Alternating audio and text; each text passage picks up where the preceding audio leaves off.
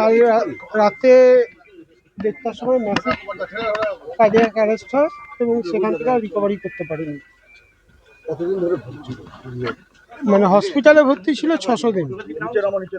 26শে ভোটের আগে একটা কি একটা তৃণমূলের একদম সুপ্রিমো তৃণমূলের প্রতিষ্ঠাতা ছিলেন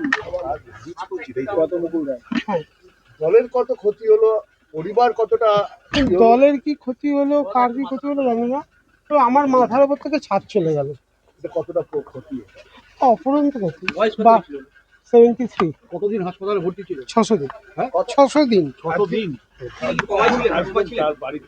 আমি পৌঁছে কি অলমোস্ট কমাই ছিল।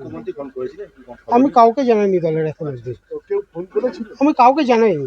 তোমাকে কেউ ফোন করেছিল? দলের অনেকেই করেছে এবং সবচেয়ে বড় কথা যে গ্রামগঞ্জ থেকে প্রচুর মানুষ ফোন করছে।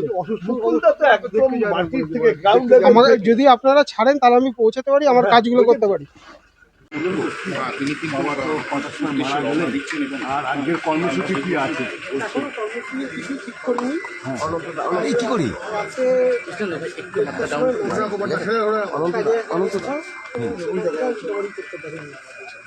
কতদিন ধরে ভুগছিল? মুখ ঢেকে যাচ্ছে।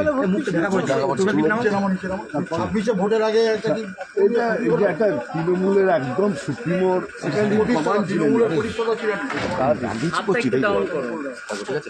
দলের কত ক্ষতি হলো, পরিবার কতটা কি হলো? দলের কি ক্ষতি হলো একটু মাথাটা সরাও।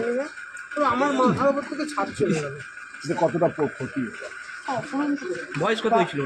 73। কতদিন হাসপাতালে ভর্তি ছিল? কথা 600 দিন।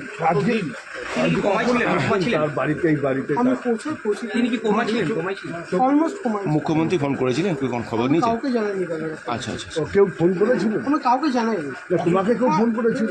দলের অনেকেই করেছে এবং সবচেয়ে বড় কথা যে গ্রামগঞ্জ থেকে প্রচুর মানুষ ফোন করছে। মুকুলদা তো একদম মাটির থেকে গ্রাউন্ড লেভেল থেকে যদি আপনারা ছাড়েন তাহলে আমি পৌঁছাতে পারি, আমার কাজগুলো করতে পারি।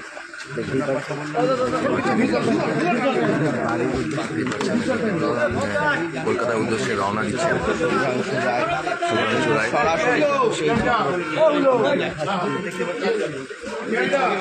কিন্তু আমরা তুলে ধরছি কাঁচরাপাড়া ঘটক রোডের বাড়ি থেকে।